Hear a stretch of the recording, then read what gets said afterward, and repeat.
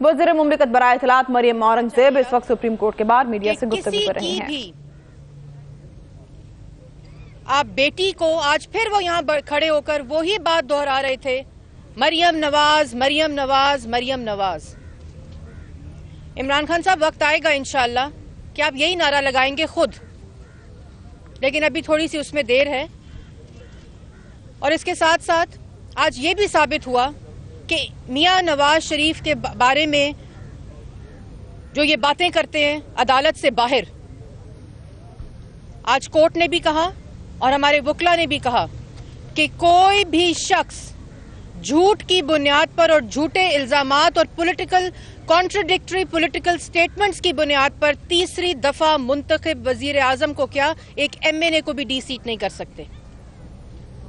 और यही सारा मुकदमा आज अदालत में भी लड़ा गया और ये साबित हुआ कि PTI ने कोई भी कागज का टुकड़ा ऐसा पेश नहीं किया, कोई भी सबूत ऐसा पेश नहीं किया जिसकी बुनियाद पर तीसरी दफा मुंतखब वजीर आजम को डीसीट किया जाए। तो अभी भी मेरा यही पैगाम है कल की तरह कि यहां बाहर आकर जो गुफ्तगू करते हैं उसको करनी अब बंद कर दें, क्योंकि मीडिया की स्क्रीन्स रिकॉर्ड कर रही होती हैं। आपको तो फर्क नहीं पड़ता कि आपकी स्टेटमेंट आज क्या है, 1 घंटे के बाद क्या है, 2 घंटे के बाद क्या है, लेकिन आप जो झूठ बोलकर, इल्जाम लगाकर लोगों की बहनों को, बेटियों को सड़कों पे खड़े होकर उनके जिस लहजे में आप उनके बारे में गुफ्तगू करते हैं, इससे पाकिस्तान की आवाम को बहुत फर्क पड़ता है। और आखिर में एक बात मैं कहना चाहती हूँ, एक बार फिर मुबारकबाद इमरान खान साहब को।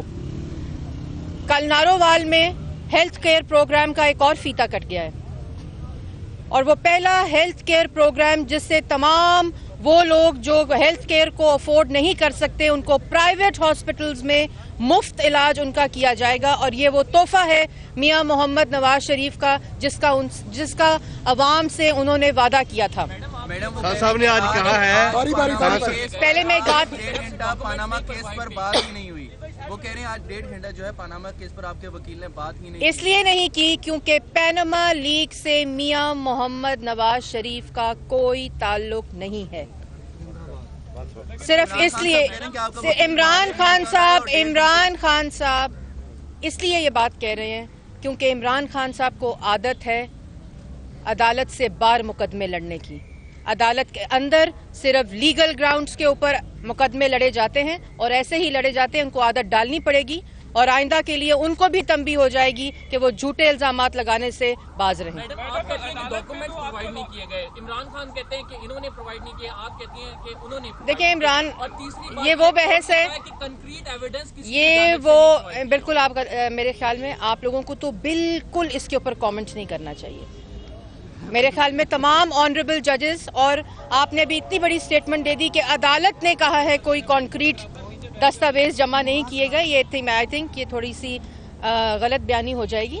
और जो दस्तावेज जमा कराए गए हैं वो अब तक मुस्लिम लीग नून की तरफ से जमा कराए गए हैं। और जिस तरह प्राइम मिनिस्टर ने कहा था कि कोई भी दस्तावेज, कोई भी एविडेंस मजीद चाहिए होगा वो किसी भी मुस्तनद फोरम पे पेश किए जाएंगे, इनके अलावा भी।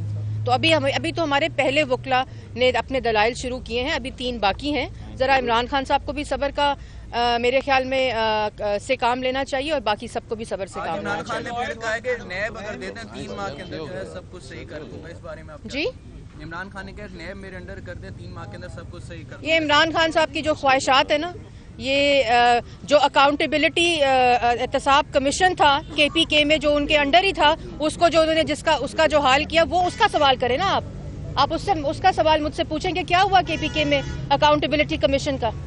वो रीअपॉइंट नहीं हो सका, 3.5 साल में उसको खत्म कर दिया क्योंकि जो केसेस थे वो इनकी अपनी गवर्नमेंट के बारे में थे।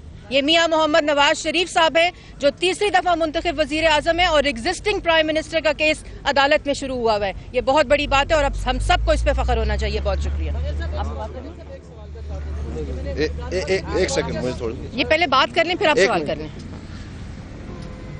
बिस्मिल्लाहिर्रहमानिर्रहीम। आज जो इमरान खान साहब बात करके गए हैं कि नेशनल अकाउंटेबिलिटी ब्यूरो उनके हवाले कर दिया जाए तो वो एहतसाब दुरुस्त कर देंगे, मेरे ख्याल में इससे बड़ा मजाक नहीं हो सकता पाकिस्तान के साथ। उसकी वजह यह है کہ جو جماعت برائے نام اکاؤنٹیبلٹی پہ یا اینٹی کرپشن پہ قائم کی گئی ہے، میں آپ کو دعوے سے کہتا ہوں ان کو اینٹی کرپشن کے بارے میں پہلا الف بھی نہیں پتا۔ اس ملک میں 34 ادارے ہیں پبلک اکاؤنٹیبلٹی کے، صرف فیڈرل لیول پہ آپ کا فیڈرل امبڈسمن ہے، آپ کی پبلک اکاؤنٹس کمیٹی ہے، آپ کا آڈیٹر جنرل ہے، آپ کا اکاؤنٹنٹ جنرل ہے، فیڈرل پبلک سروس ٹریبیونل ہے، فیڈرل پبلک سروس کمیشن ہے، پرائم منسٹرز انسپیکشن کمیشن ہے، نیشنل اکاؤنٹیبلٹی بیورو بھی ہے، FIA بھی ہے۔ ان تمام اداروں کے پاس یا کانسٹیٹیوشنل یا لیگل یا رولز آف بزنس میں مینڈیٹ ہے پبلک اکاؤنٹیبلٹی کا۔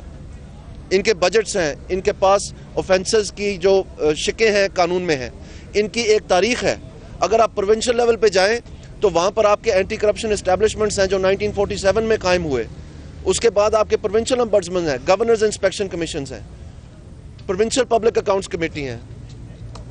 تو اس میں یہ پورا نظام جو ہے پبلک اکاؤنٹیبلٹی کا پاکستان میں، اس کو سمجھنا ہوگا، جس وقت عمران خان صاحب ایک گیند کے پیچھے بھاگتے رہے اس وقت ان اداروں کے بارے میں ہم تعلیم حاصل کرتے رہے کہ اس نظام کو کیسے ہم فعال بنائیں، کس طرح سے اس کو بہتر بنائیں۔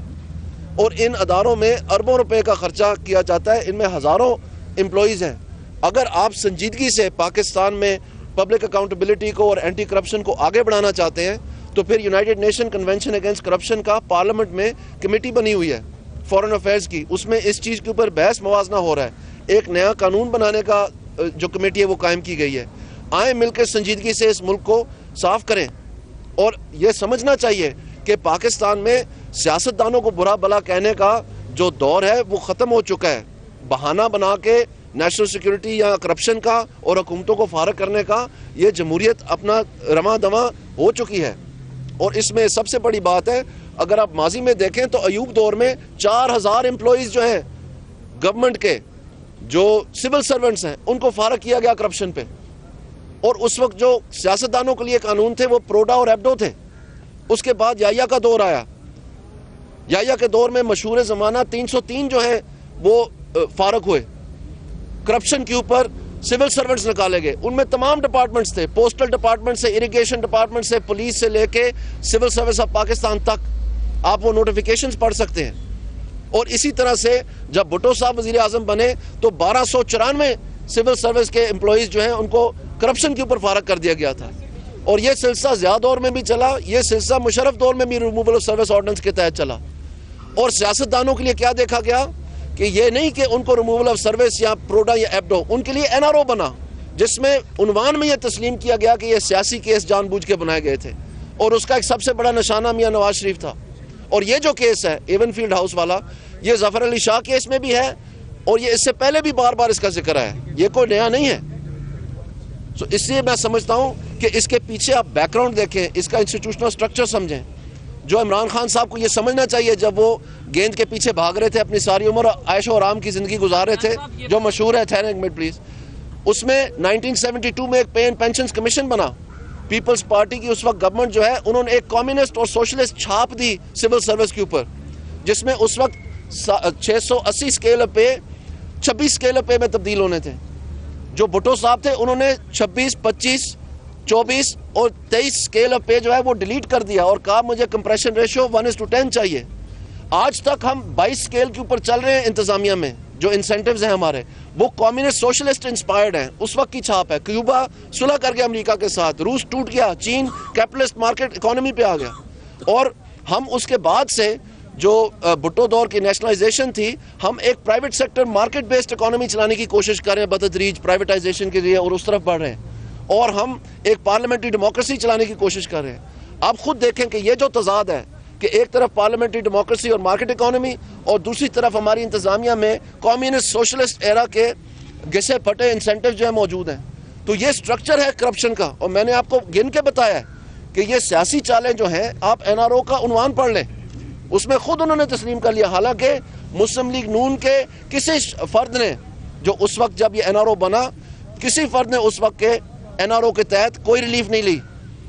97% کیسز کی ریلیف جو ہے سندھ میں تھی، ان میں سے 3400 کیسز ایسے تھے جو MQM کو ریلیف ملی ڈائریکٹلی، اس ڈاکیومنٹ میں لکھا ہوا ہے۔ اس سے میں سمجھتا ہوں کہ اگر آپ سنجیدگی سے پارلیمنٹ کے ایوان میں بیٹھ کے جمہوریت سے ڈلیوری دیکھنا چاہتے ہیں, پاکستان کو ایک نیا ابھرتا ہوا پاکستان دیکھنا چاہتے ہیں, تو پھر آئیں, جتنی آپ کو سمجھ ہے اس چیز کی, کیونکہ ساری عمر آپ نے اور کاموں پہ لگائی ہے جو مشہور زمانہ ہے, تو آئیں پارلیمنٹ میں آ کے, ہمیں پتہ چلے کہ آپ کے پاس کتنی گفتگو کرنے کی گنجائش ہے. بہت مہربانی. پاناما پہ واپس آتے ہیں, ذرا یہ بتائیے کہ عمران خان صاحب بہت اشتیاق سے پوچھ رہے ہیں کہ منی ٹریل جو ہے وہ پرووائڈ کیا جائے گا, اس میں تیسرے وکیل سے آرام کریں گے کورٹ میں جو ہے جو بچوں کے لائرز ہیں شریف فیملی کے, وہ پرووائڈ کریں گے یا نہیں؟ پہلی بات تو جی میں اس کا جواب دینا چاہوں گی. میں نے جیسے پہلے کہا, ہمارے پہلے وکیل نے اپنے دلائل شروع کیے ہیں, اور عمران خان صاحب آ کے یہاں جو اپنی گفتگو ہے میرے خیال میں تھوڑا سا اس کو دوبارہ سے وہی جھوٹ بولتے ہیں. ابھی ہمارے 3 وکلا باقی ہیں. ابھی پہلی بات کہ پرائم منسٹر کا پینما سے کوئی تعلق نہیں ہے, جس کا آج میرے خیال میں عمران خان صاحب خود آپ کو بتا چکے ہیں کہ آج پینما کی کوئی بات نہیں ہوئی. وہ تسلیم کر چکے ہیں یہ بات کہ پینما کی اس لیے بات نہیں ہوئی کہ میاں نواز شریف کا پینما سے کوئی تعلق نہیں ہے, اور میاں نواز شریف کے وکیل اس وقت دلائل دے رہے ہیں.